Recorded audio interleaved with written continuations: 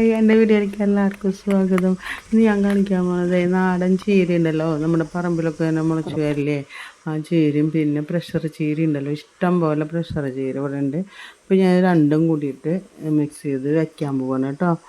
നന്നായി അത് പൊട്ടിച്ച് ഇതളൊക്കെ എടുത്ത് നന്നായി കഴുകിയതിന് ശേഷം ഞാനത് അരിഞ്ഞ് വയ്ക്കാൻ പോവാണ് കേട്ടോ.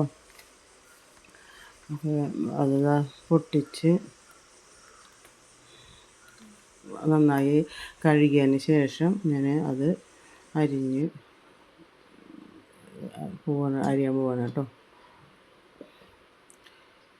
നന്നായി അരിയാൻ പലകയമൊന്നും വെച്ച് നുറുക്കിയില്ല, ഞാൻ ഇങ്ങനെ കയ്യിൽ വെച്ചിട്ട് ഇങ്ങനെ അരിഞ്ഞ്, നല്ല മുറിച്ചുള്ള കത്തിയാണ്.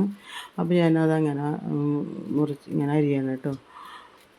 അപ്പോൾ ചീരക്കറി എപ്പോഴും നല്ലതല്ലേ ശരീരത്തിന്. അപ്പോൾ ഞാനതെല്ലാം കൂടിയിട്ട് അരിഞ്ഞതിന് ശേഷം അതിൽ കുറച്ച് സബോള, മഞ്ഞൾപ്പൊടി, മുളക് പൊടി, ഉപ്പ് എല്ലാം കൂട്ടി തിരുമ്മി വെച്ചു കേട്ടോ. അത് ഞാൻ കാണിച്ചില്ല, അത് ഞാൻ എടുക്കാൻ മറന്നു. അപ്പോൾ അതൊക്കെ എടുത്ത് തിരുമ്മി വെച്ചതിന് ശേഷം ഞാൻ എന്താ വെച്ചാൽ വെളിച്ചെണ്ണ ഫ്രൈ പാനിൽ വെച്ച് കടുകിട്ടു, ഉഴുന്നും പരിപ്പും പിന്നെ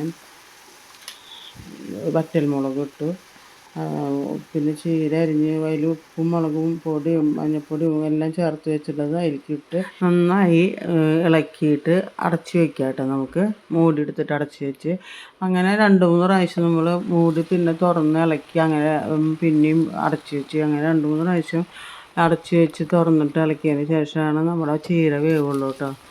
അപ്പോൾ അങ്ങനെ വെന്ത് പിന്നെ നമുക്ക് അതിൽ കുറച്ച് നാളികേരം ചിരകിയിടാം കേട്ടോ. നല്ല ടേസ്റ്റ് ഉണ്ടാവും അങ്ങനെ